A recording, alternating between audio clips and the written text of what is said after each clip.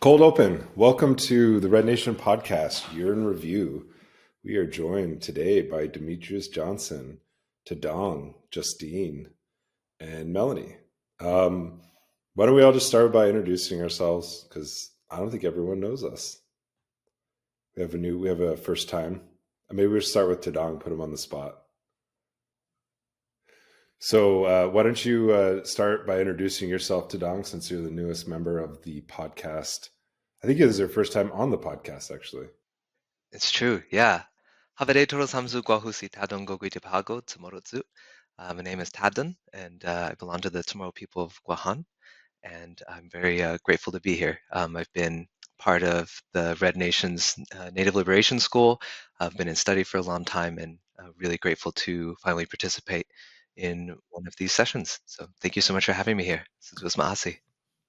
All right. We'll kick it over to Justine. Thank you, Tom, everybody. It's JT in the house. I've done a lot of guest hosting this year, done some introductions. I feel like folks know me by now. And thanks, Demetrious and Taddong, for coming to the show today. If there's one thing that's certain, y'all are bringing the pizzazz. And second to last, Melanie. Hi, everyone. I feel like most of our listeners, especially if they're longtime listeners, are familiar with my voice and my shit talking I tend to do on Red Power Hour. But I'm Melanie Yazzie, co-host of Red Power Hour. Really great to be here with comrades we don't have on the podcast very often. Here to just do a roundtable at the end of 2024 about our major news stories for the year. So I'll kick it back to Nick, and then we'll start off. Hi, Matakiapi. This is Nick Estes calling in from Mini App, or the app, or Mini, however you say it. Yeah, I'm excited for the show. I don't want to throw like a curveball at everyone because we didn't really discuss what we were going to talk about, but let's just jump right into the juice and let's talk about that the Ring of Fire, or what is the Anus of Fire report. I can't even remember what it's called. The Flaming Anus. The Flaming Anus report. Flaming A. Because that's actually like we are. Yeah, I think it's funny because it's because of this podcast that we made it into is it the Heritage Foundation report? I don't even know who wrote it. We not so lovingly call it the Flaming Anus report here in the Red Nation. Folks may or may not know what we're referring to, but I believe it's actually called the March Towards Violence is the real name of the report. If someone wants to look up the far right think tank, they did independent research, to produce this report, whatever organization produced the report. But yeah, they have a pipeline to the incoming Trump administration, the folks who wrote this. It's not really a report. It's like I don't know. It looks like something someone produced in an after-school program. I don't know. Go ahead, Justine. So the report is called Marching Toward Violence, the Domestic Anti-Israeli Protest Movement by Ryan Mauro. And it is by the Capital Research Center, America's investigative think tank. And they came up with a list of nonprofits and organizations who have been pro-Palestine since the October 2023. And they have over 150 groups involved in the disruptive anti-Israeli protests on college campuses and elsewhere in the U.S. that are pro-terrorism, as the document lays out. And they have a list of all of these organizations. And what we're referring to in the Flaming Anus is they created this nice little graphic with a bunch of rings of fire, the anus of Sauron, and right in the middle they have Students for Justice in Palestine, the People's Forum, Dream Defenders, and the All African People's Revolutionary Party. And then on the outside they kind of just list more and more organizations. Solid comrades at the center. Let's be honest. Exactly. This is actually a list of who lefties should be following and in solidarity with. And the Red Nation, Red Media are the only Indigenous organizations on this list. Except for Patriot Front. I don't know how those clowns made it onto this list. But I actually think it's funny. We should actually talk about like why, like the justification why they put us on this list. And I just want to read Red Media's one, which is on page 105 of Capital Research Center. It's Capital Research Center. That's what it is. And it's Red Media has a book distribution initiative called Freedom to Read that gives books to Native American communities, libraries, children, schools, and inmates. Many of the books are by quote unquote terrorist supporters of terrorism and extremists. For example, one book by Ghassan Ghanafani, famous senior official, the Popular Front for Liberation of Palestine, a terrorist group. Another recommended resource from the Adamir, a PFLP front, which I thought was really hilarious. Our book program is the reason why Red Media landed on the list. I didn't read Red Nation. It's actually very short. Like Red Nation's entry, because there's an appendix for this report, and the appendix, basically they've done so-called an investigative, they've done an investigation into all 150 organizations that they've listed. And there are 4 different categories of association with terrorism. So the center of the anus, the organizations that Justine, I'm actually hand gesturing as a center for an anus. I apologize. I don't know why I went there. But the center of the anus is like the organizations that are considered, yes, this is it. Like this is the new leftist gesture. Those that are at the center of the anus are like the best organizations on the left. Those are the organizations that are considered to be like the closest or like the most closely associated with supporting terrorism. And then as you move out to the concentric circles of the anus on the outer rim, those are the organizations that are like possibly usually nonprofits that are providing like monetary support or fiscal sponsorship to some of these organizations. The Red Nation is on the second inner tier of the anus, and Red Media is on the outer rim of the anus. So just to let folks know. And Red Media, besides its book program, making it on the list because of the book program that our comrade Kylie Guy developed it. It's an incredible program. I think it's also the fact that Red Media fiscally sponsors the Red Nation is the reason why we're on there, providing material support to, I don't know, some sort of association with terrorism. Yeah, to books and Native people. And the books, media. I think the books were like Children in Palestine. I don't even remember. It was like, it was just like, what? Yeah. One of the books was, it was like about fry bread. And that book was on a list of banned books even. We always knew Kylie fry bread isn't healthy. Let's be fair. We're trying to decolonize our diet here. Was it because the book was making the case that Navajo fry bread is better than all other fry bread? And was it banned by other Indigenous people who are haters on Navajo fry bread? It was because Elizabeth Warren didn't write this recipe book.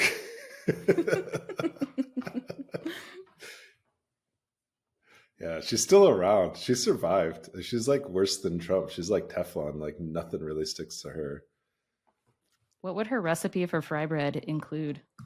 I don't know, but I think she had one, like it was like clam chowder, and one of the ingredients was like ketchup. I'm not even joking. It was cinnamon. It was like traditional Cherokee recipes. I'm not even joking. This is a real phenomenon. I don't know how this didn't get on the banned book list.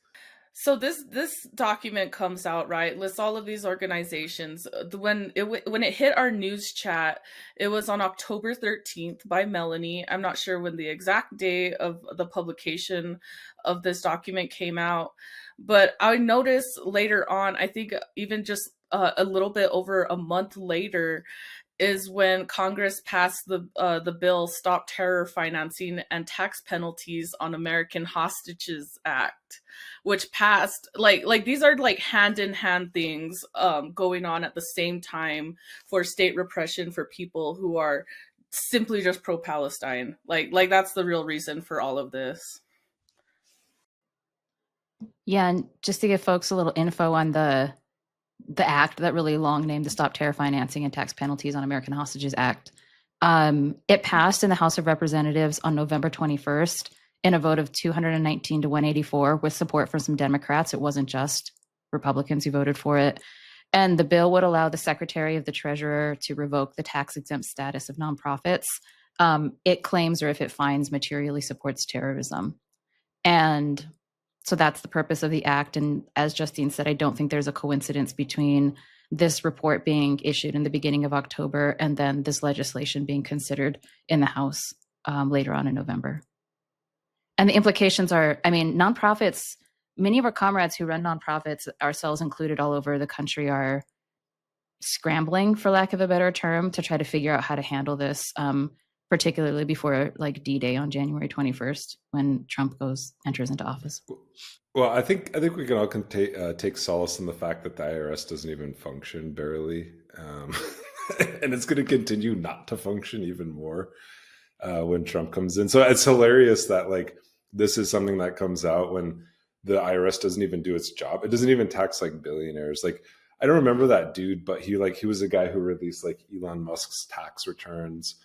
And Donald Trump's tax returns. He was the guy who like found that Donald Trump hadn't paid taxes. He only paid like $750 on his like most recent tax return. By the way, I went into the tax accountant when I first found that out, and I said I want to pay Trump taxes, and she did not. Linda did not find that very funny, and then proceeded to say I owed a lot in back taxes. But anyways. I think it's hilarious that this is, he's like gutting the IRS. He's gutting, they're going after Social Security. They're even going after the FBI, which is really hilarious. But then it's like, who's going to enforce all of these things? Are they going to like contract out to like H&R Block to like exactly what's going on? It makes me like not super worried because of the status of the IRS not having, I don't think they have the capacity to even have the smoke. And not only that, I feel like Red Nation and Red Media like also doesn't want the smoke. We would just simply adapt like if something like this were to go down, because what I can imagine is if they do go ahead and move forward with some crap like this, is there's going to be just a flood of lawsuits happening, and I don't think they have the capacity for the smoke.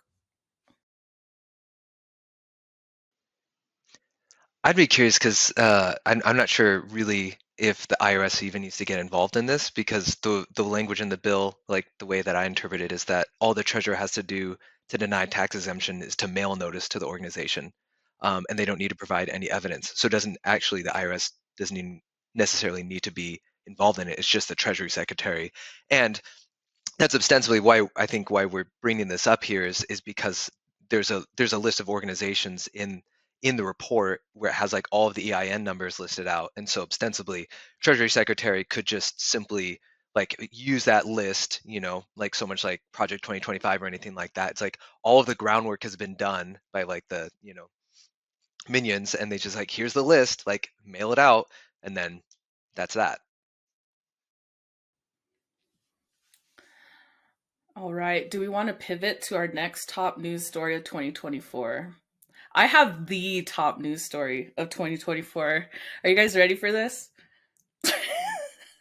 And Maybe. per Melanie's request, wow, this is completely unastrology related. There will be no astrology on this podcast. Thank you, Justine. Thank you. Yes. And thank you, Melanie. I need to be stopped physically. So I have the top news story of 2024. And this is by Indigenous TV. Indian country's sexiest man alive has been decided. And the winner of a vote by the people was Che Jem. He's just this like Danette TikToker. Oh man. Oh, I have no idea. Yeah. I'm a boomer. Che Jim. No, but okay, no, I did want to make a comment. Indigenous TV is crazy. They'd be like making news out of this, or like Indian country's sexiest man alive. And then like just like a week later, we get another headline that's like, so and so rapper responds. Or no, he breaks silence. Wait, where does this live online? Is it just like on TikTok? Well, Indigenous TV? I've actually Indi- never heard of Indigenous TV. I feel like they really popped off this year. They're an account on Instagram that seemingly everyone is following nowadays, and they just have like some of the most wild. Are they news from actually a Indian TV country. channel though? No. So that's false advertisement. You can't do that. You can't create like an Instagram account and then call yourself a TV channel. Like that doesn't make any sense. It's like starting a TV channel. It's like CNN just being like, well, we're just an Instagram account, which they kind of are at this point. But let's spend the next 10 minutes of our precious airtime breaking that down. Well, okay. Well, per Melanie's request. No, I'm just kidding. I have a top news story. I don't know if any of you all watched this, and again, we didn't prepare for this, but I wanted to maybe get your thoughts because I just did an episode with Jared Ball from I Mix What I Like, the morning show, and I made him watch 4 hours of the new anime docu series on Hulu. Did everyone watch that? We did when we were out in Boston. Yeah, it's pretty awful. I borrowed one of my relatives' account to watch it, and it's like one of those things. This is what I don't like when somebody's like, "Hey, did you see this really awful or racist thing that came out?" And you're like, "No," and they're like, "You should watch it. I want to hear your thoughts." And it's like, why would I like go traumatize myself and like go watch? But I did. I traumatized myself and went and watched it. And there's a lot to say about it, but what I find really fascinating is that like Lakota people like literally are just the backdrop. Like we're the killers, we're the jealous people, like, and then we're just the like literally the landscape to this other story that's kind of not really about us, even though it is about us. And like there's a lot to say. Like it's not to diminish like the search for justice for anime, but I was pretty shocked that, and then also just the lack of like Lakota perspectives in it is pretty amazing. Other than like the cop perspectives and the informants who like, most of them, except for I think one person was not an FBI witness or had not worked with the police or was not a police officer themselves. So it's pretty wild. And they also didn't say that like the key FBI informant who was Kamuk Nichols was actually married to the lead investigator, Bob Ekafy. That was like totally like, they just like didn't even talk about that whatsoever. There's a lot to say about that, but I think more importantly, this was like a hit piece on Leonard Peltier, who gets like 5 minutes mentioned in the film, but his mention is like he held a gun to her head and like interrogated her, which did not happen according to him, and he was the only other person who was there, by the way. So that's like how he's mentioned, and like it's just like this conspiracy of like jealous Lakota women, and misogynist AIM men who just like conspired to kill her and keep it silent, completely eclipsing the fact that the FBI knew about this. And we did an episode before this movie came out, and there's a lot of like background to the movie too. I know the person who was the original director for the movie, who was outed as a pretendian, pretty famous one. And so it's fascinating to see this movie go forward without even acknowledging that, because some of the footage in there was actually from her. I had actually seen it, some of the footage that she had shot, and then was later outed as being a white woman. But so it was a big news story. But I think more importantly, the biggest news story out of that is how Disney and the FBI are now like anti-Peltier. We have a Hulu Disney, docu-series just smearing the American Indian movement, which was directed by a Native woman, sadly. And then you have, the FBI sabotaging the clemency campaign, attempting to sabotage the clemency campaign for Leonard Peltier. But I have it on good word. This is some newsworthy stuff. And thankfully for the efforts that we have done, in our support of Leonard Peltier's clemency campaign, the episodes that we've done so many episodes on Leonard Peltier, but also just the grassroots, upsurge of support for him for the last, 5 decades. the NCAI has, petitioned and lobbied directly to Biden.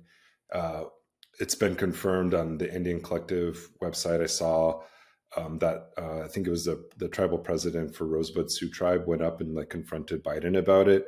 I also know that the president of NCAI had a private conversation about with Biden about it as well. And I think it's, I don't want to I don't want to speculate because I think it's wrong to do so, to try to read tea leaves where you don't really know what Biden is thinking. It's half the time. I don't think Biden knows what he's thinking, but that was a joke. But and like only half. Yeah, that's true. But he pardoned his son Hunter Biden against the advice of the DOJ, and the DOJ, and then he also he not only just pardoned him, he went against their advice, and also kind of like called them out for not being a neutral institution, which is I think is a pretty serious charge. And so the DOJ, which is the umbrella for like the FBI and all these investigative bodies that have been keeping Peltier in prison and smearing him over these years, and also smearing the American Indian movement, may not have the biggest voice when it comes to this final decision. And I think that has to do with a lot of things. I mean, just the fact that the DOJ has been a political operation from, in Biden's administration, Trump's administration. But I also think that he's signaled there's positive signs with this. I think he had like 1,500 clemencies and then like 39 pardons in one day. I think it was like the most of any sitting president, which is pretty significant. But I don't, I'm not going to say like he's going to be the one who does this. But, Chris Wray is the director of the FBI and he's out. Kash Patel is kind of set to be his replacement. Chris Wray submitted his resignation letter. He was somebody who was appointed under Trump. He was the one who basically, wrote that letter saying that this was an FBI family concern that Leonard Peltier stays in prison. And then, Colleen Rowley, we covered all of this, by the way. We had the exclusive interview with Colleen, who framed Chris Wray's response as an FBI family vendetta. So I think it's a huge, I don't want to be premature and say like, oh, he's going to get out because of us or this or that. But the science, like it's on people's minds, and even with Disney and the FBI running interference, and attempting to delegitimize, and to demonize, our liberation movement and our political prisoner, that he has probably the best chances he's had since he's been, incarcerated. So I think that's a huge positive. I don't know if that's even a positive, but it's good to know that our efforts weren't in vain.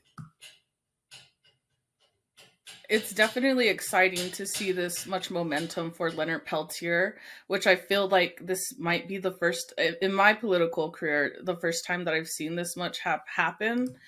And, fuck the Disney Hulu documentary that came out. We all watched it back in Boston when we were out there for National Day of Mourning. But two things.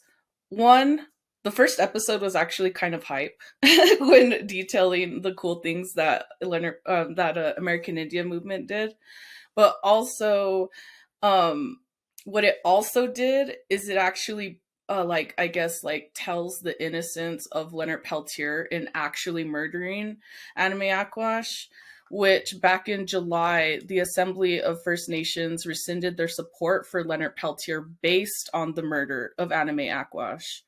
And they do tell who actually did it in the documentary, which I never heard of this person. To me, it just seemed like some AIM random who I never actually heard of. And it was actually kind of confusing hearing that for the first time, because I'm like, well, if they knew this whole time, then why was Leonard Peltier ever blamed at all? And the documentary, it really does like piss you off, because when they drop Leonard Peltier in the story, it is completely out of left field, out of nowhere. There's no context for talking about him. There's no like pretext, nothing. And they're just like, oh yeah, and then like Leonard Peltier put a gun to her head. But I don't know. I mean, obvious like FBI propaganda, the whole thing did, but I felt like it did do that in the least, where it took away this sort of this blaming and accusation against Leonard Peltier. Well, I think that they actually did blame him sort of as like part of this conspiracy from the leadership. That's what I took away from it. And I will say that like the archival footage was pretty amazing. I was pretty impressed by that. If it was just a film that was the archival footage and not the FBI narrative, then like cool. But also they rehabilitate like David Price, who like violently interrogated Myrtle Pourbear and like threatened to take away her children. And Myrtle Pourbear testified that David Price showed her pictures of Anime Aquash's dead body. If she didn't testify, like the same would happen to her. Like, it's so weird how the perpetrators of violence against Native women are like redeemed as the heroes in this story. And I don't know what kind of thought process you have to go through. But I think that at the end of the day, I think like my takeaway from this is like, we can do all the work we want in terms of like land back, all this stuff. But at the end of the day, we still have people who are cheerleaders for empire and like have literally gone over to the enemy's camp. Like, and as far as like, you know, celebrating the incarceration and even the murders and tortures of our own people who like tried to fight for freedom. And it's like colonization begins in the mind, you know, first and foremost. And, you know, allying, like taking up that narrative uncritically to demonize people who like literally have no power, who are like behind bars, like that doesn't make you a hero. That just makes you a stooge, you know, like there's no other right way to put that.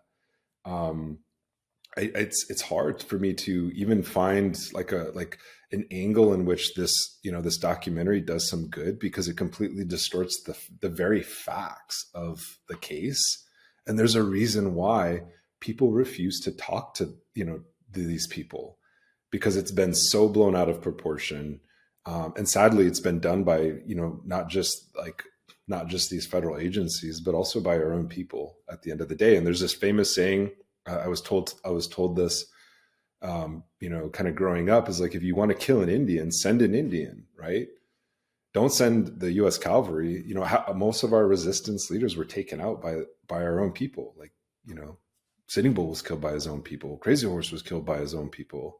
But I don't want to like elaborate this so much, but it's even watching what's happening in Palestine right now. It's like we should actually be reading the Indian Wars and understanding what happened, because I think people have this distorted idea that somehow the U.S. cavalry came in and just like strong-armed everybody and just beat everybody up. Every like colonial police force has had a native auxiliary, a native force that has turned against other native people. Anyways, I don't want to like get on a soapbox about that, but it's the same thing that played out in this documentary. Like, why are we celebrating people who turned against their own people and actually knew the truth, but then lied about it on camera and on the stand, and to incarcerate and to convict others? I think it's, you know, I think at the end of the day, I'll just repeat what Hank Adams said. You know, he said, Anime Aquash's ways were Ames' ways, good or bad. At the end of the day, she was ride or die. And to even just tarnish her legacy with this propaganda is like, it does a disservice to her and the people who knew her. It's really astonishing. Thank you, Nick. Do you mind if we pivot to another topic? What did you all think about Biden's boarding school apology? Boo. That was like a big deal, like quote unquote historic, but also. I asked my grandparents about what they thought the top Indian country news story was. That was the one they thought of. Yeah, I feel like a lot of Native people would probably say that. Just a couple of days ago, didn't he establish the Carlisle National Federal Monument. Indian Boarding School National Monument? It was on December 9th. And he delivered the apology at the Gila River Indian community outside Phoenix on October 25th. No president has ever formally apologized for the forced removal of Native children, which is an act of genocide, according to the United Nations, in the history of the U.S. And he did so at the urging of Deb Haaland, apparently, who's the outgoing Secretary of Interior, citizen of Laguna Pueblo. To tie it back into what we just talked about, the first press conference that Deb Haaland did on the federal Indian boarding school investigation, it was mentioned in that press conference that Leonard Peltier himself was a survivor of the boarding school system. And the Bureau of Prisons, I think just recently agreed to allow him to be interviewed by their commission, because they're going around and interviewing survivors. I'll tell a personal story about this, because I was actually kind of excited that this was going to happen, and then I went and picked up a physical copy of the New York Times and some other newspapers, and the whole story was just about how Native people vote for Democrats. There's like no in-depth analysis. It's like so insulting. Like, it was just like even there's internal critiques we can make of the whole apology and everything, but the way that these like white, reporters for these elite, magazines, they're like, oh, this is an election speech, and Native people in Arizona vote for Joe Biden. And it was so like insulting, like everything, like all that suffering and the work that people had done was just reduced to an electoral campaign. It's pretty awful. Well, I think the Democrats reduced it to a really crass and cynical move to get the Native vote. I think that's the Democrats and then the media establishment that is up their ass that did that. I was rereading the second report that came out this year from the boarding school investigation, and I was looking at all of the different recommendations for like what are the next steps. And a monument is one of them, and an apology is another one. But there are like 15 real, like concrete kind of recommendations or demands for reparations. And so like I want to see where that goes in the future. Also, the second volume of that investigation came out, which I think is a major thing. Like Deb Haaland spearheading that is like a major thing. That will be her legacy, hands down, I think, as the Department of Interior secretary, is the investigation she did into boarding schools and elevating it to a certain level of conversation in the U.S. Yeah, when I think of the Biden going to Gila River to make this apology, it was part of this like dual day weekend for Democrats in Indian country, because the very next day is when the Harris Walls campaign went to Window Rock, Arizona, and brutalized Navajo citizens on their own nation, and deputized the Navajo Nation police to do that for the Walls campaign. And it was just back to back. And it was a lot to take in at the time. I think that's what's so unfortunate about it, is that it, because of just how much air like the electoral politics sucks out of the room, like something that should be so monumental, and really have like such an impact and really be a source of discussion, was swept up into like the 24-hour electoral campaign cycle. So yeah, the timing, and it's hard not to be really cynical about that too, right? Of like the timing that it's paired with a Harris Walls campaign event. Just really, I think it could have been so much more powerful and impactful had it not been coupled with a campaign event, and had it not been, weeks before, the presidential election. So I think it's positive. I absolutely, unquestionably positive that that an apology took place.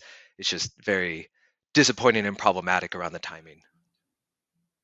It was actually 11 days before the election by the time they got to Window Rock.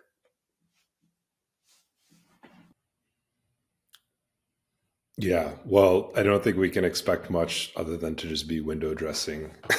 Like, I'm sorry to be really cynical, and I know people like really think by joining genocidal regimes, you can change them from the inside, but I just don't share the same optimism, I guess, or futility.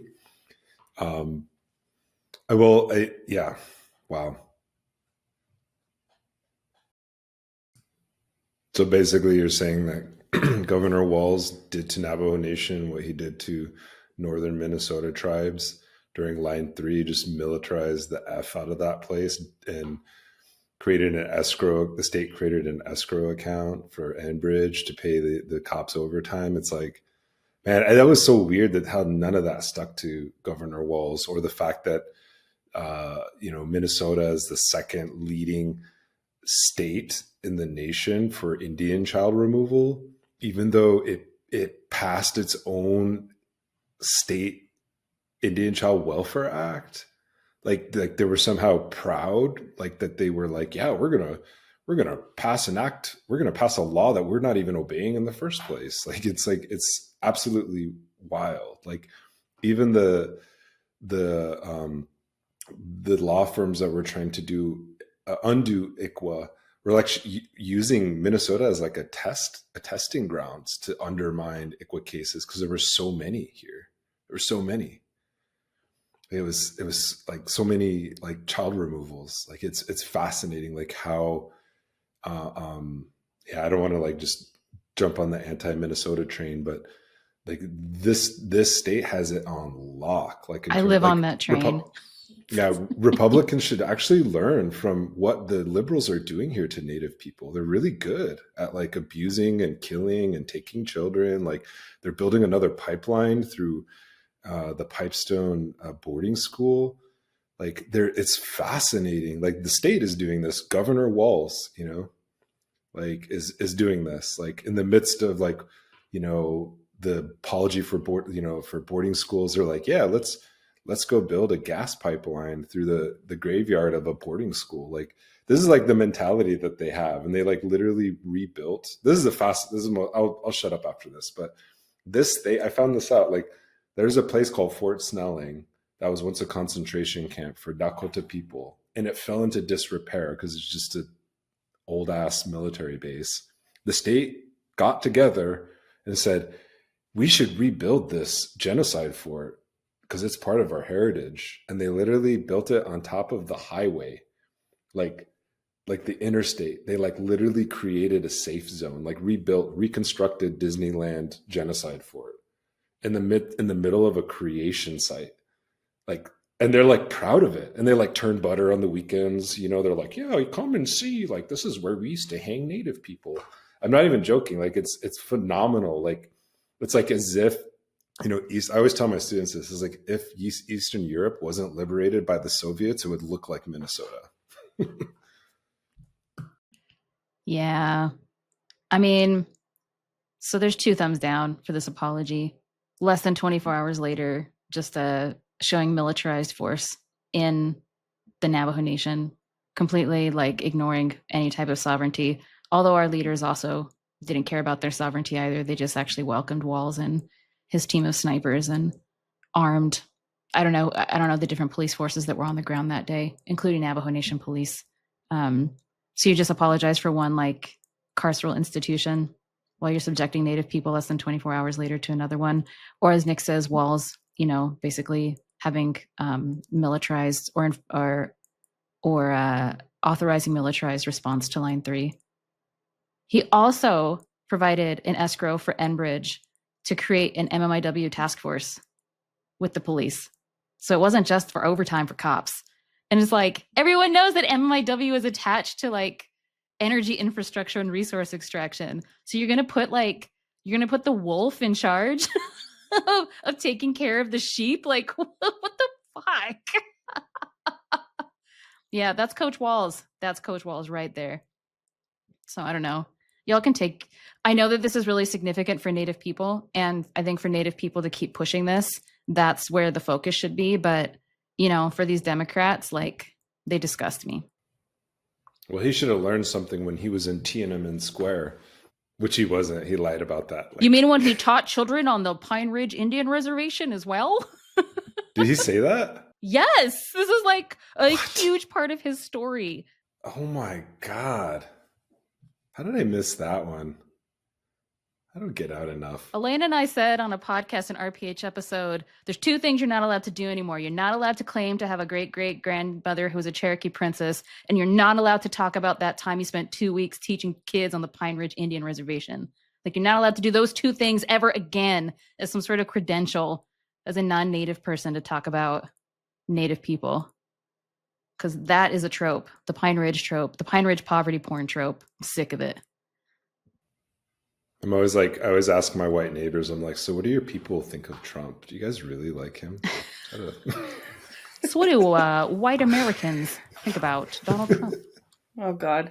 You know what? When I was looking at the news chat, I completely forgot that Trump getting the presidency was like literally this close to not happening. Like this close.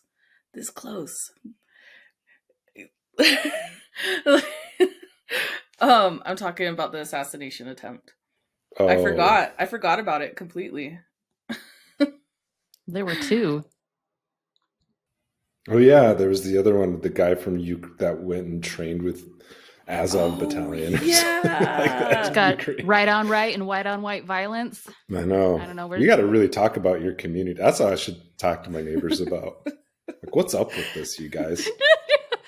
Like they killed the guy Maple Grove, man, the United Healthcare dude, like lived like not too like a couple miles from me. Wait, he lived in Maple Grove. Yeah, he lived in Maple Grove. Sorry. We really got to talk to these. Dang, yeah, whiteness is in crisis. Minnesota's the ground zero. You know, it's really bad, you guys. Oh man.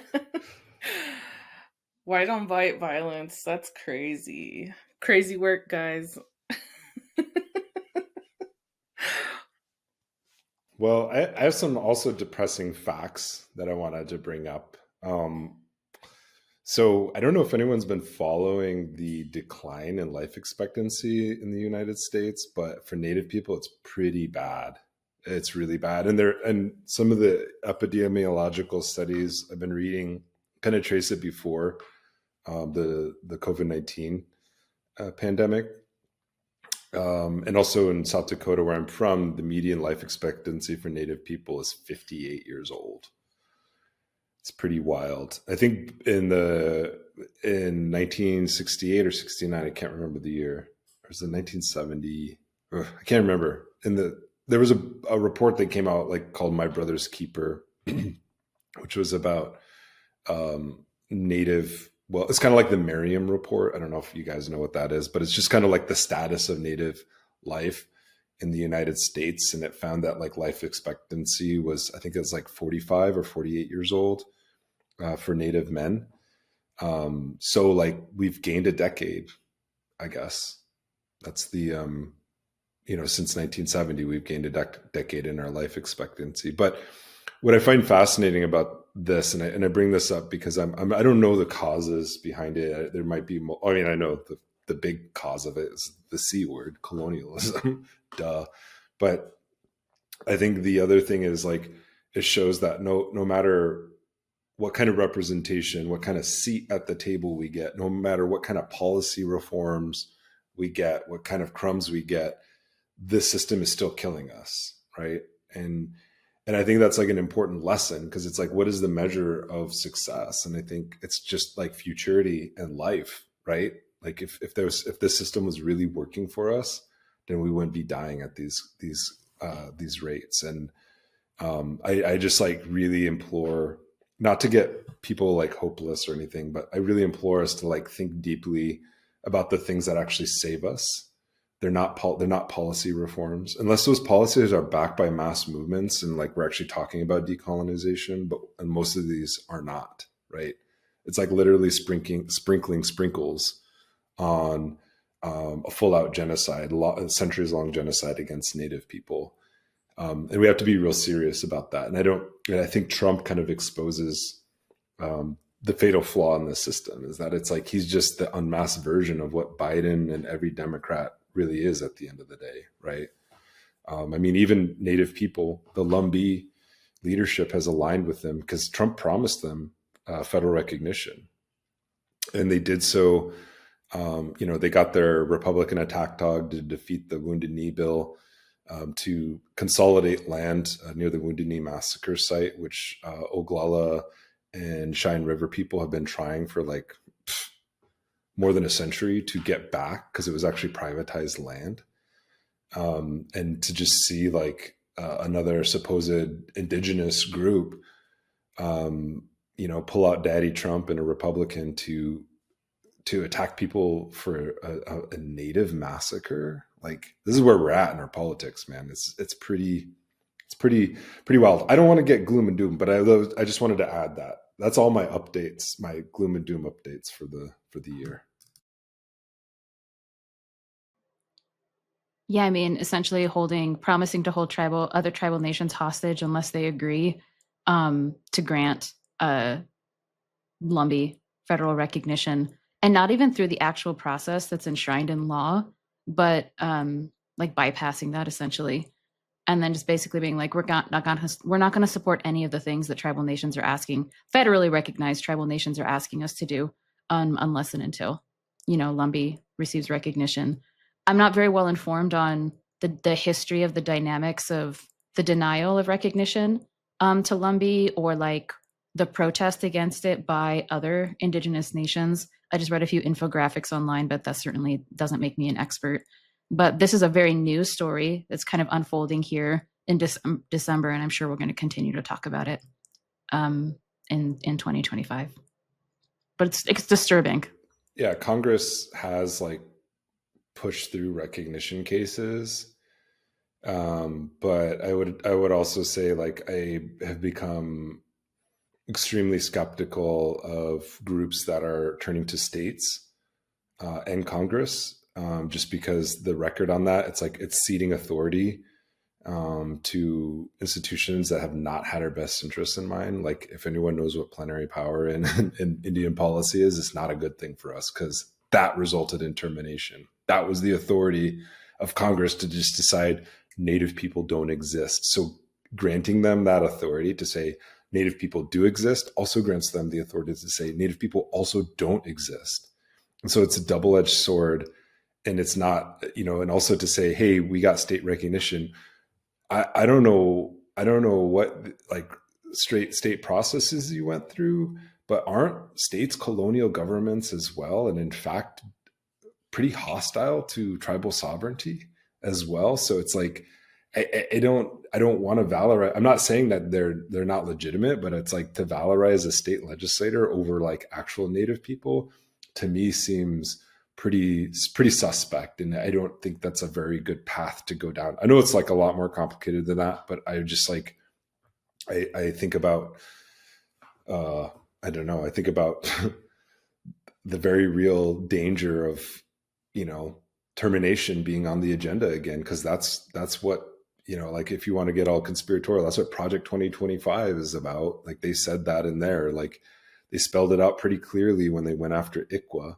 Like, it's not a hidden agenda of what they're trying to do. Do you remember? Oh, I'm sorry. Go for it, Taddong. Oh yeah, no, just there's I think there's a lot of things happening in Oceania that like are a real source of inspiration this year. Thinking of like our Kanak relatives in New Caledonia, and the pro Kanak independence movement, like what they did. I mean, because it was, from what I remember, it's like France was, they had, their rigged colonial like votes of like like packing the vote of saying like, oh no, like Kanak doesn't want to like declare independence from, like French colonial oppression, and then they were importing like a bunch of French nationals into the island to try to sway the vote, and that's where those that was like back in May, right? And I'd love comrades here to fill in on that, but the fact that they've been able to resist that, for months now, and they actually got that vote. I think just recently in October, the vote got pushed to 2025. Also, kind of like given the political unrest happening in France right now. So yeah, just like our relatives over there, like really standing up for their independence, being in the streets, and like taking their colonial oppressors to task is like really, really inspiring. Yeah, that was we did an episode that was like legit awesome. And also just like the influence and the embrace of socialism and Marxism within the independence movement and the taking up of it and indigenizing that struggle is like pretty I learned a lot, and I like so much of other things have taken my attention away from it, but it's like we have to do a follow-up episode on that because that it was very deep. It was really inspirational too. I think that was one of my favorite episodes, podcast episodes of 2024. We should probably also do that at some point too, like our favorite podcast episodes each year, because we do so many. We cover so much terrain on this podcast. Sticking with Oceania, just 3 weeks before the Haka happened in the parliament in Aotearoa, in Indigenous MP Lydia Thorpe, when King Charles was doing his Commonwealth tour, because that also happened this year, she like confronted his ass when he was in Australian Parliament. And what did she said? She said, "You are not my king. Give us our land back. Give us what you stole." She just like was in his face in front of everyone. And that also went viral. I feel like that went as viral as the Haka video, but I don't know if those two badass Indigenous women inspired each other in those halls of, kind of colonial power to do that. But I don't know, just seeing an Indigenous woman throw down against King Charles, because, like, fuck the monarchy and fuck the legacy of British colonialism. That was also really badass. I'll never understand the Commonwealth thing. I don't get it. Like, why would you want to stay in that? That's what I don't understand. Anyway, yeah. Can't relate. We got colonized by Spanish.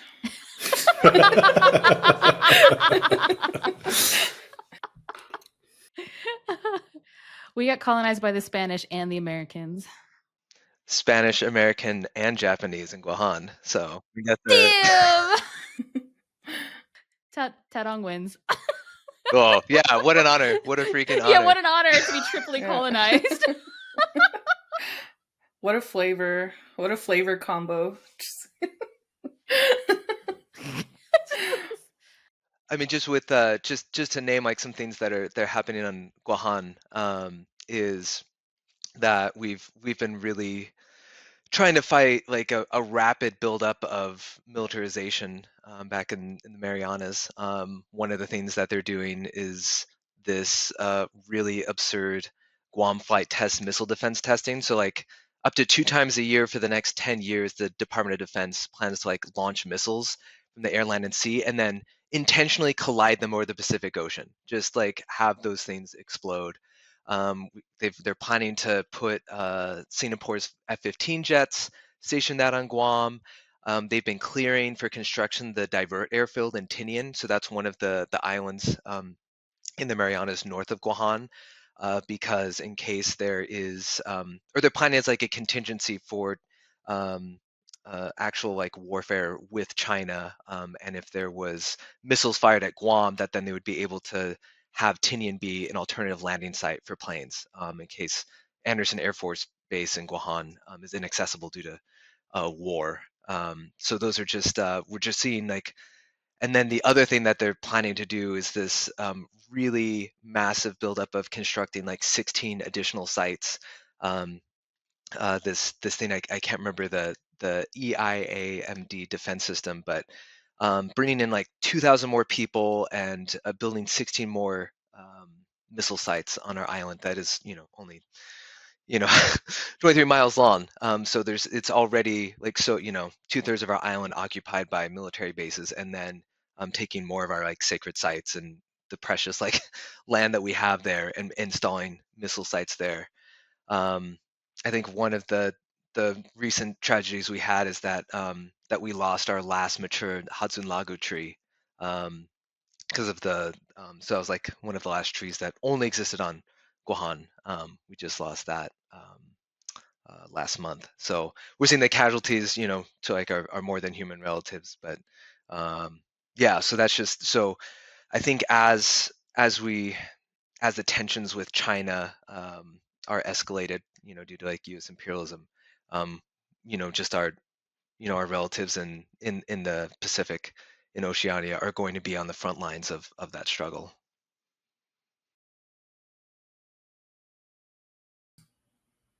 Yeah, I think we're going to see especially with this incoming administration, increased hostilities, overt hostilities. I mean, it's never like decreased by any means. It wasn't like Biden was some era like the halcyon days of peace.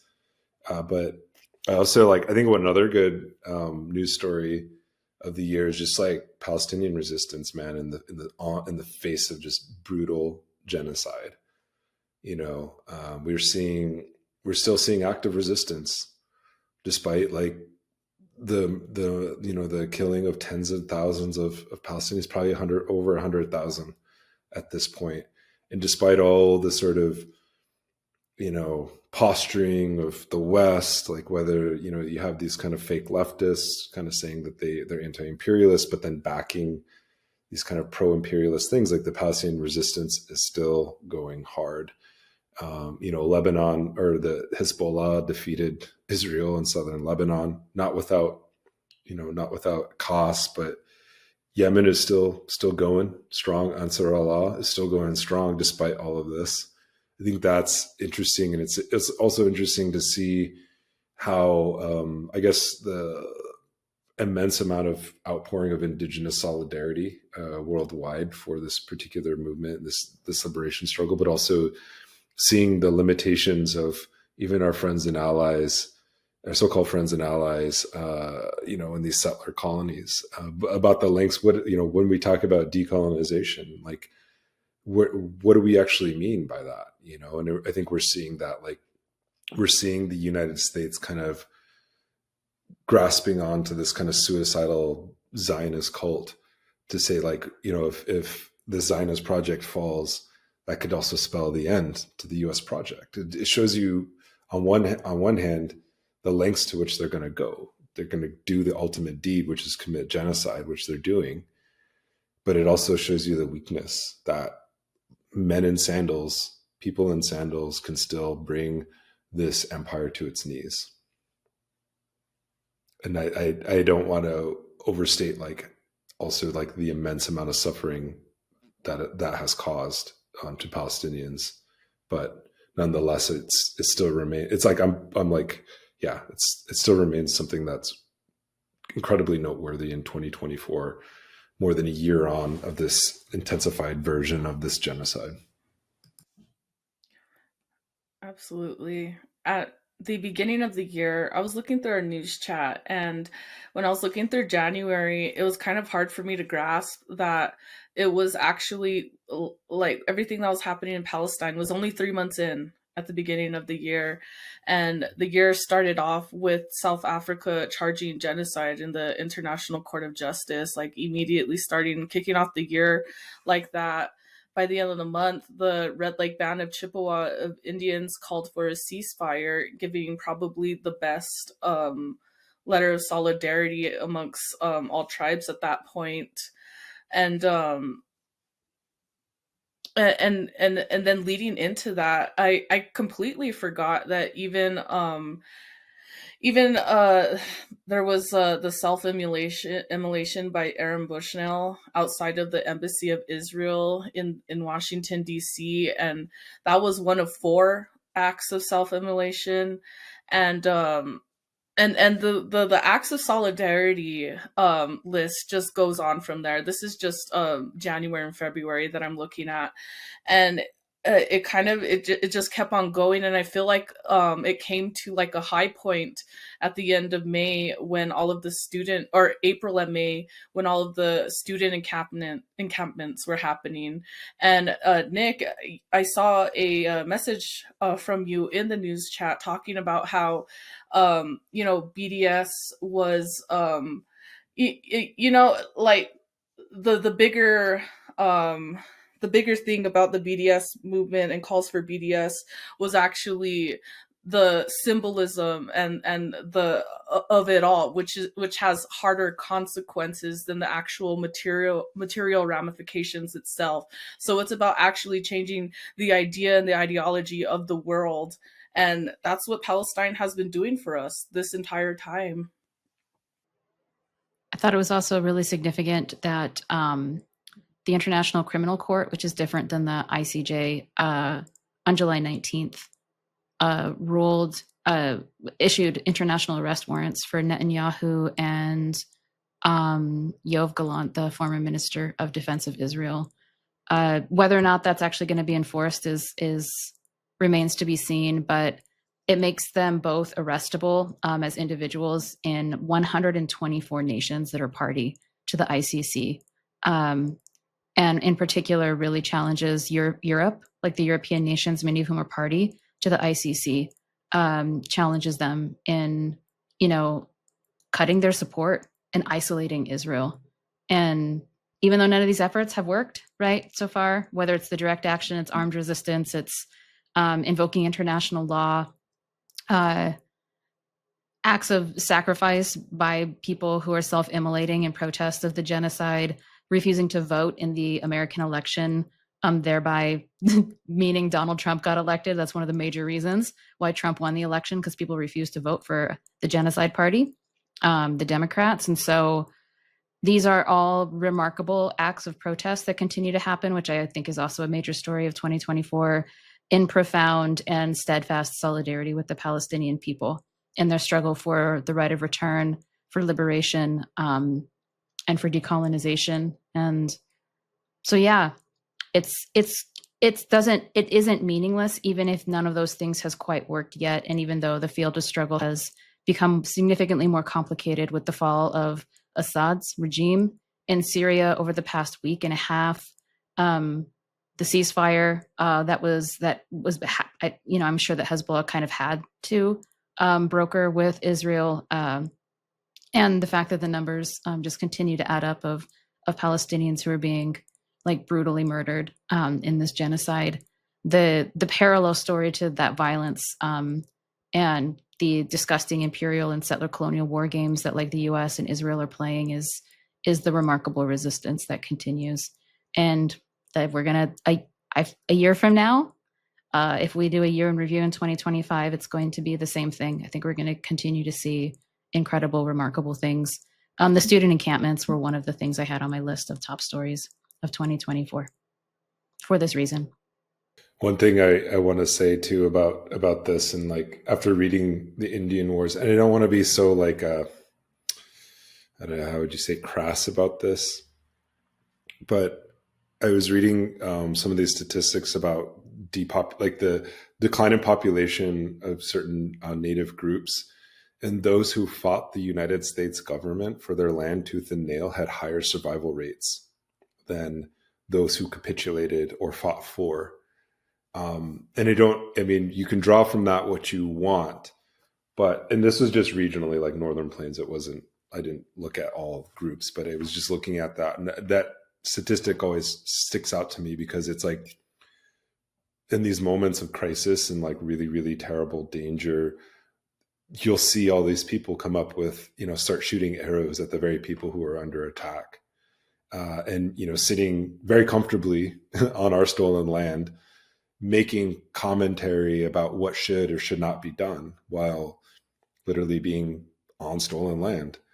And we should remember that this is how easily that class of people sides with these, with the people who are committing genocide, whether it's explicit or not, whether it's just implicit. But I always remember that fact, that statistic, how we didn't align with the United States government for the most part. I think we've maybe fought with them once or twice in sort of random, not as a nation, but as like small groups. But our survival rate of genocide, in the genocide was higher because we resisted. I don't know. That's my assumption.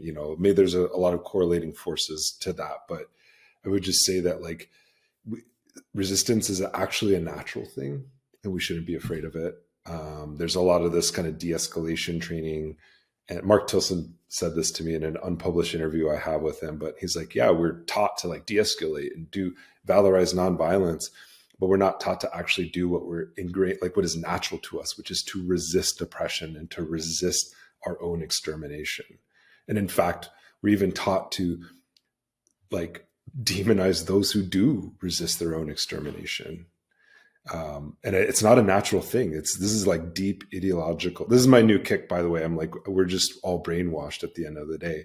I'm thinking about this more and more. It's like, yeah, we are. We're just like, we're so, we think that we can get the news and all this perception, and if we have the right ideas, somehow it's going to change, or like, we should be critical of the resistance movements. And it's like, well, what does that criticism mean in the light of genocide? Like literal genocide. You can't get any more dire than this. And I think that really, if one thing, it gives us a compass to navigate through these really chaotic times, and to see like what is true and what is not. And people are like, don't be black and white. Well, it's like, this is black and white times. It's genocide. Either you're against it or you're not, period. Like, there's authoritarianism. Either you're against it or you're not, period. There's no gray area. I saw a quote that's been going around, tangentially related, saying, "One person with a pistol just shook the ruling class more than decades of peaceful organizing." And just thinking like, yeah, in terms of resistance, there's only so much that's going to happen from nonviolent protests in the streets, and versus like what like the incredible tragedy and yet the like profound enduring inspiration of our Palestinian relatives, and what's very instructive of like the lengths that hyper-imperialism will go to try to destroy us, and what we have is each other. Yeah, just the way that the media has demonized, like has attempted to be like, we're shocked at the support for this man who shot this CEO. And it's like, are you out of touch? Do we live on the same like plane of reality? Like, are you like, it was so like, what do you are you do you breathe the same air that I breathe? Like, do you like drink the same water that I drink? It was so wild to me. But it's like alienated consciousness results in alienated responses. And they're showing their ass in terms of their class position, and completely like dismissing the thousands and perhaps millions of people who've suffered at the hands, like who literally, I saw my uncle's legs rot off. Like that will never, the smell and the sight of that will never leave me to the day I die. I will always remember that because of the healthcare system in this country. And he died because of it. And like, I don't care what anybody says, the people who put him in that position, yeah, it might be a faceless CEO, but they knew what they were doing. They knew the consequences of, restricting healthcare or underfunding healthcare, doing all these things, right? It was not a mistake, right? It was a for-profit kind of decision that somebody made on a balance sheet. Yeah, it's abstract, and it's like, it's not. These people do know the consequences.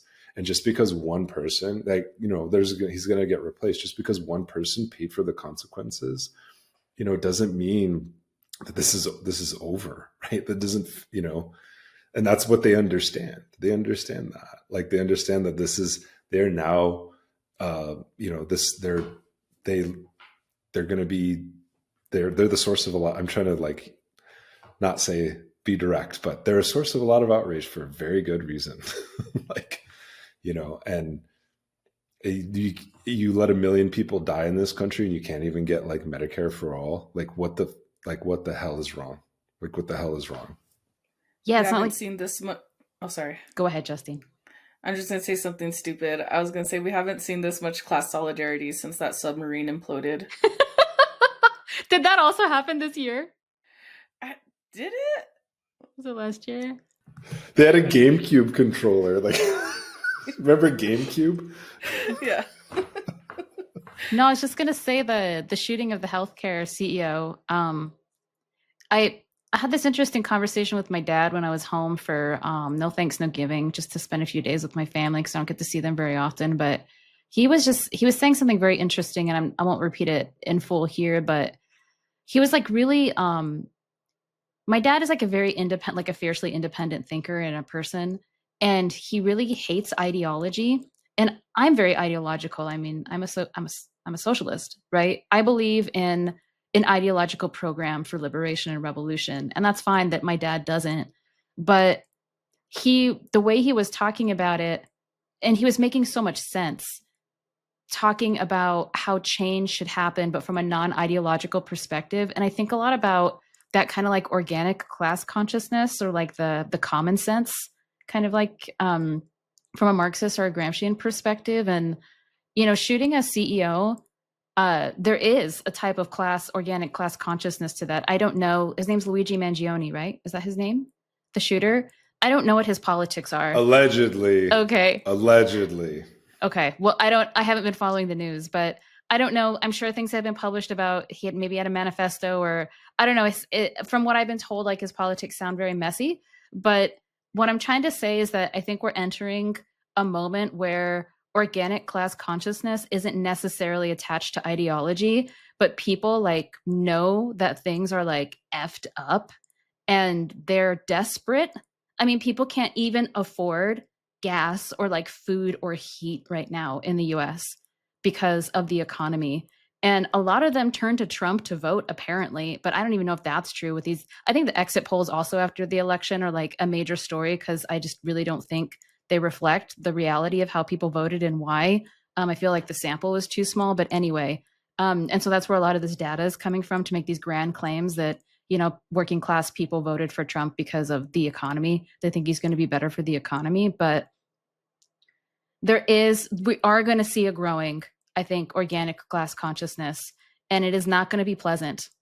Like, it's not, like, because people are suffering too much, and the suffering is mass. And also, people haven't forgotten COVID. I didn't forget that like a huge percentage of my own people died from COVID, and that like the US could have handled that once in a century crisis, healthcare and medical crisis, with, you know, humanity or competency. And so, yeah, I mean, these chickens are coming home to roost, these class warfare chickens. And I really think 2025, especially when Trump enters and whatever shitstorm is coming with that, yeah, I think we're going to be seeing a lot more of, I mean, I'm not saying that there's going to be a lot more like violence or whatever, but I think we're just going to be seeing class consciousness maybe accelerated in a way. That's what I'm thinking. We're trying to say. I add just like two numbers in reflection of that? Like, since October 7th, 2023, the United States has provided Israel with at least 17.9 billion in military aid. And then in 2023, the US healthcare industry generated approximately 4.8 trillion in revenue. So if healthcare industry is getting like trillions, we're sending billions over, and then like we can't afford food or housing, you know, or like gas. Yeah, that's a pretty fertile grounds for class consciousness to. I can't remember exactly the exact dollar amount, but I remember when, I think it was it called Hurricane Helene, when it tore up North Carolina and all that was happening. The damage that the hurricane caused was less than how much that bill had sent to Israel during that particular month. They could have paid for all of the damage that hurricane caused with that one bill that went to Israel. And I was watching like my parents watch CNN and NBC because they come from that generation. Oh yeah, mainstream news is like insane. I was watching the way they were framing things, and I was like, these are lies. You could literally go on social media right now and find out the truth of some of these things. So anyway, trash, complete trash. But I was watching a story just a couple of weeks ago. People who survived the hurricane are literally just surviving off of mutual aid right now. Like, people are just feeding each other and like letting each other sleep in RVs in their driveways, you know? And these are sounds like the res. And most of these people are probably I'm working not class saying that people. like just, I'm not saying that as a joke. It's like yeah. And that was to the point that you just made, Justine, about the amount of money that the U.S. Sent to Israel at the same time was actually less than the aid the U.S. Like taxpayer money actually could have gone to folks who are literally just feeding each other and taking care of each other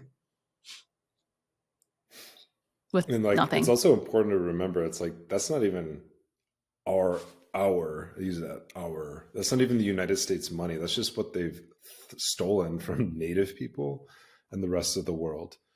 And this COP25 thing that happened last, whatever, it was total scam. But at least it's like now, like people just know it's a scam. They're just like, yeah, it's a scam. This is a scam. Like this is a scam. Like everything that comes out of the first world is just a scam. It's a scam for oil contracts. It's a scam for building military bases. It's a scam for military contractors to come in, and it's a scam for a regime change. It's all just a scam. Like, and there's no alternative. You can't work with these systems anymore. They've just been completely co-opted and directed in a direction. It's like a moving train. You can't be neutral on a moving train. You have to derail it at some point. But I shared this. I want to like break up the seriousness a little bit, because I shared this meme in our meme chat, our unruly meme chat, and it's this picture of Kermit the Frog with, I think he's like a shrimp. I don't know, Sesame, or is it Sesame Street? The Muppets. The Muppets. And he's holding the shrimp, and he says, the shrimp is saying, "I spent 5 years in the army to get free school. I don't want higher taxes." And Kermit the Frog says, "My brother in Christ, you are the taxes." Yup. That's where a lot of our political analysis comes from in the Red Nation, is the TRN official meme chat. I thought you were going to say the Muppets. I was going to be like, the Muppets are socialists. Sesame Street.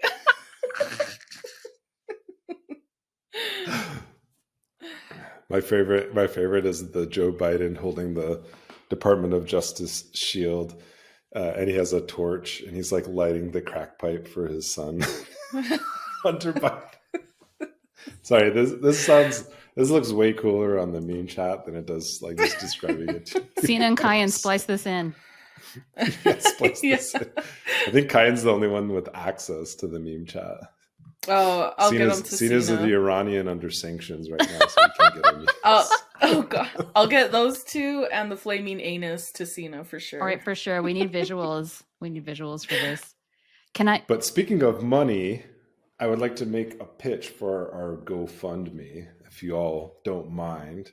But we have a GoFundMe that's going to the end of the year. So if you want to be a red Santa, ho, ho, ho, ho. I was named after Santa Claus, by the way. That's a true story. Yeah, it was. This is how I start all my classes. Like, This I'm is like, a deep how did you get your TRN name? lore. Yeah, how did you get your name? And it was like, well, my dad wasn't around, and I was born, and my mom was mad at my dad. My mom was Christian, my dad wasn't Christian, so I was born in December. So she's like, let's name him after Santa Claus. So that's literally how I got my name. You know what though? I've been flowing this idea around with Deed, like, just as fun. I'm like, there's actually a lot of badasses named Nick. Do you think Nick would be offended if I ever had a son and named him Nick? We got Nick Estes. We got Nick Tilson. We got Nick Maduro. We got Saint Nick. We got You got Santa Claus. Got Santa Claus. The OG. the Apparently, OG. Nicholas Maduro loves Santa Claus, by the way. Like, Christmas actually starts in Venezuela in October. It's like an official thing. You should see all the way they deck out the Venezuela. It's I saw online they have lights on their palm trees. I mean, the Venezuelan elections are another big story of 2024. And then, like, I was gonna mention that. Yeah. and sorry, you never finished your funding pitch, Nick. Yeah, I know. Sorry, I got sorry. sidetracked I also by have Santa two more Claus. stories on top of this, and we're approaching an hour 25. I'm just saying. But go ahead, funding pitch. Santa Claus, Red Santa. If you want to help out Red Media, we talked about the attacks that we're facing.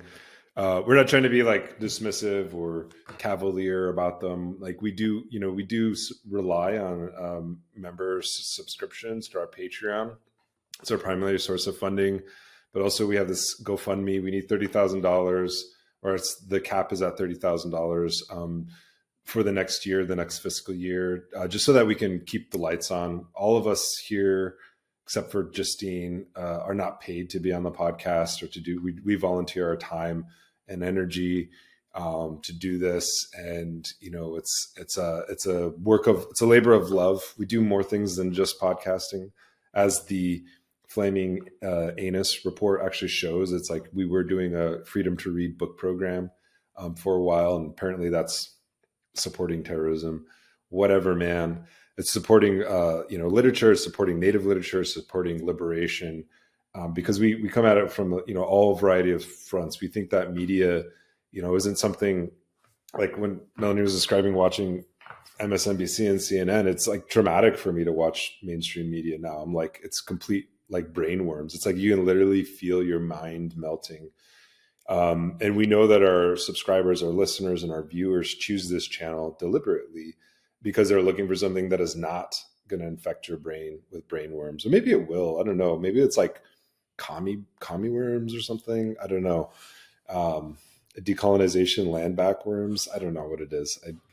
I'm like dad humor right now. I think you're looking for the word medicine. Yeah. Oh yeah. Worms are integral to habitats and ecosystems. Just saying. If you're looking for some medicine. Some commie medicine. Not in that voice. Turn your traumies into commies. Or something like that. Yeah, give us money, please. We really appreciate it. Even if it's just like $1 or $2. We have subscriptions to podcast platforms. Podcastle sucks, by the way. But that's what we use right now. I'm just going to say that. I don't care. Like it's on their recording platform, but it's awful. But we pay them to do this. We also we don't have advertisements on our YouTube channel because we don't believe in that. So this is our primary mode of making, paying our employees, keeping our lights on, paying our bills, doing all the things that need to be done. So I don't know if anyone else has a pitch that they want to offer to that. We had to switch to Podcastle because we were on another platform that came out as pro-Israeli back in October 23. They had a banner. We had to get off immediately. So a very popular platform called Riverside FM. So in hindsight, headquartered in Tel Aviv. In hindsight, maybe we should have known that. Riverside, but we had no idea at the time. Just a little nerdy note. If you're going to subscribe on Patreon, do it through the web. If you do it in your iOS app, Apple takes 30% of it. So thank you. Taddong, thank you. Yeah. Yeah, Tim Cook is also pocketing our money.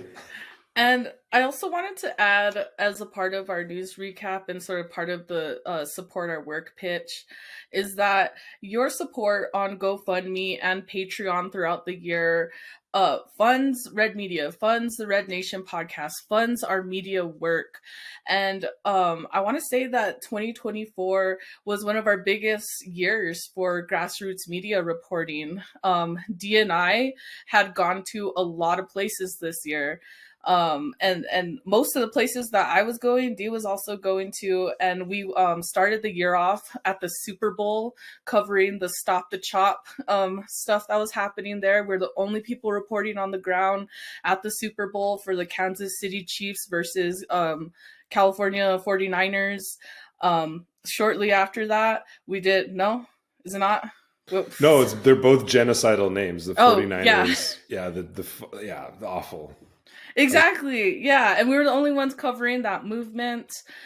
We did the Johnson versus Board of Education for APS when we were interviewing Dee's sister, Mackenzie Johnson, about a couple years back when an APS teacher chopped off the end of a student's braid and called his sister a bloody Indian. We were covering that. We covered Venezuela. We covered when Navajo Nation halted uranium transport and they did a action in Cameron, Arizona on the Reds.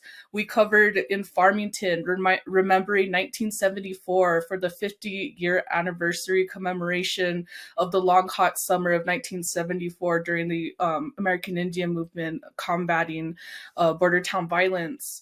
We went to Tuba City and we were the sole reporters of when these moms rose to stand up for their children when a teacher committed I'm just going to say heinous act because I don't want to get graphic with it, but we're the only people covering that.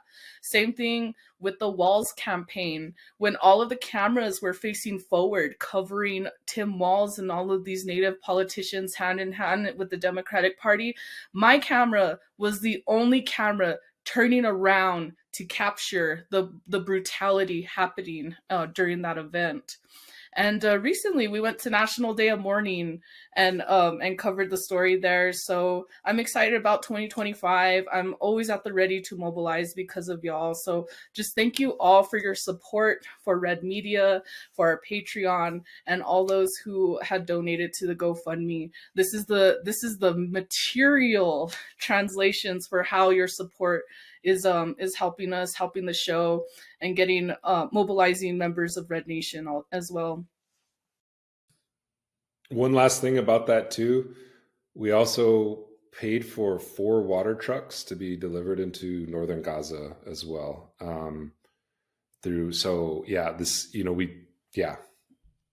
little as what little we can do, because this was organized by water protectors from the Standing Rock movement, and we helped donate 4 water trucks worth of water to folks in northern Gaza. I mean, I'm not authorized by the organization to say this, but like, if we reach we're $30,000, our $30,000 goal by the end of December, we'll donate 4 more water trucks to northern Gaza. All right, if that's the motivation folks need, like, this is how we use the money that we get. It really just goes directly into building the movement. Absolutely. That's our pledge, 100% transparent. So, and I just want to add to that, like, this year, going to all these places and being on the ground, doing actual reporting has taught me the importance of grassroots media. And even, we didn't get to talk about Venezuela a whole lot in the Venezuelan elections, but like, it was actually that event that taught me the importance of media literacy and what they were doing by inviting international election observers to witness the presidential elections, because we saw the unfolding in global North mainstream media happen. And this is easily applied to all of the issues in Indian country too. Like, we're seeing the connection on how global North mainstream media unites together to create a colonial narrative. And so with the support of Red Media, I've been calling it grassroots funded, like we're grassroots funded for grassroots media. It is really proving like how we get to create our own counter narratives when oftentimes they're just not there at all. So it's really translating materially in a really cool way, by being able to report. Thanks, comrades. I know we might have to make this a 2-parter. This episode's a little long. I do have 2 other things that I wanted to mention. Do other folks have other things, top stories that they want us to cover before we wrap up? I have time. I can sit here all day.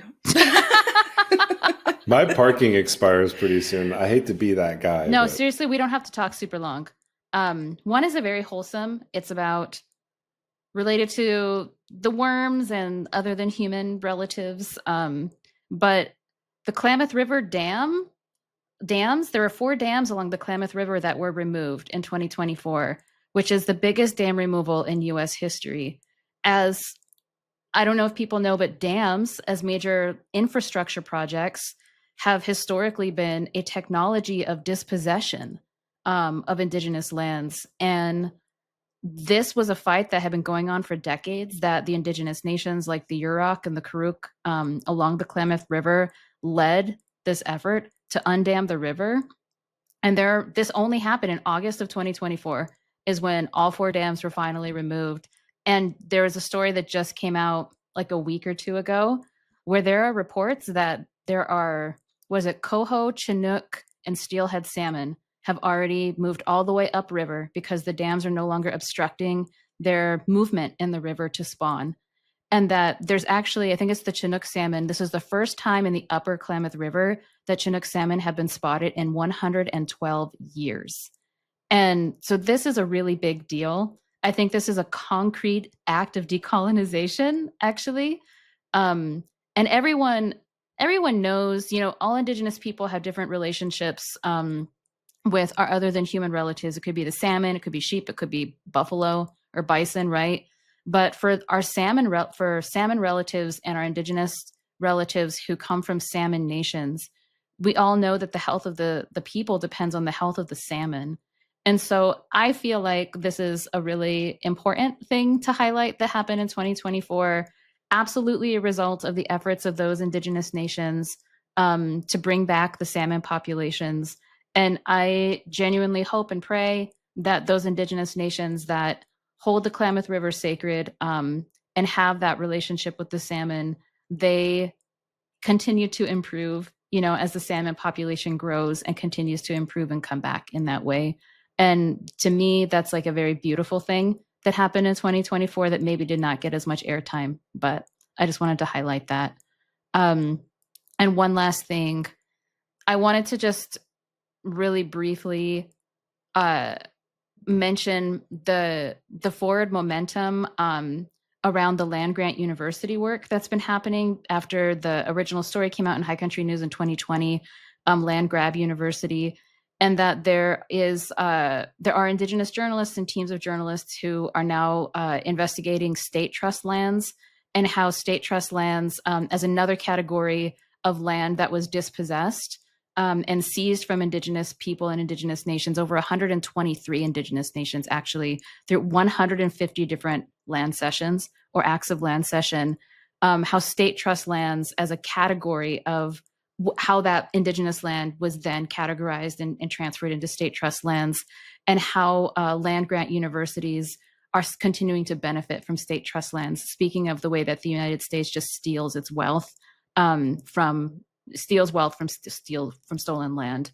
And so I wanted to highlight that as well, because I think that work continues to be, I feel like, one of the most important concrete investigations into land dispossession, thereby providing what I feel like is a super concrete rationale for potential legal action for land back that I have seen recently over the last handful of years in the United States. So I also just wanted to highlight and really applaud the work that those journalists are doing to uncover this massive practice of land dispossession, and the fact that land grant institutions make billions of dollars off of the profits that come from that land, 25% of which is from fossil fuel extraction. We almost had an episode on this, but the recording that I did didn't work. And so it was sad because we talked to Tristan Atone, and yeah, that was lost to the ether. But yeah, on that last point, Melanie, I think what's important about this is, like, I think people don't even have a real conception of what land is. When they think about like land as like, oh, it's just this kind of like abstract or possibly static thing, right? But the accumulation of capital in the United States is like, the dispossession is continual. It's like the theft. It's continuing to extract from these trust lands, right? And some of them are within the boundaries of actual reservations because that have been checkerboarded. So state lands are like, state lands are also being used for Israeli war bonds right now. That was brought up in this presentation. So like state treasurers are like using state trust land to invest into Israeli war bonds, which are basically junk bonds right now. I mean, the state of the Israeli economy is collapsing. There's no way they're going to be paying that back. So even the dispossession of lands today is like literally funding the genocide right now. It can be traced to that. Like even Uber and X have investments in these lands. It's not just sitting idly. It's part of this financialization process. And I thought that was what you actually have to be. No offense to those journalists, I'm not trying to dismiss their work, but like you actually have to be a Marxist to understand the kind of violence of that kind of finance capital and like why it is incredibly important and why it needs to be undone. Like decolonization can't just mean land back so that you put it into another kind of financialization process. It actually means a fundamentally different relationship with land as we know it today.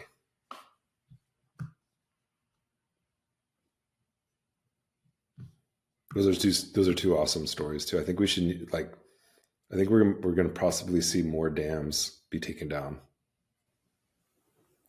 Well, I'll be damned.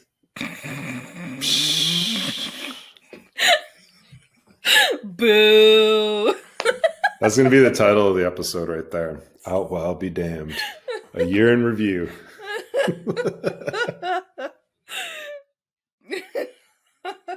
Boo. I mean, technically, it would be, well, I'll be undamned. Sorry, Taddong. That just. All right, you guys got to cut it out with the damn jokes. It's not funny anymore. It's really not. No, I was the guy who did like damn research. Like I was that dude. He's a damn historian. Exactly. Everyone made fun of me until everyone was like, "Wow, he's got the goods on the dams." It's like, yeah, he has a lot of better damn than beavers. knowledge. Stop. This is over. I gotta go. Man, it's a damn shame things had to end this way.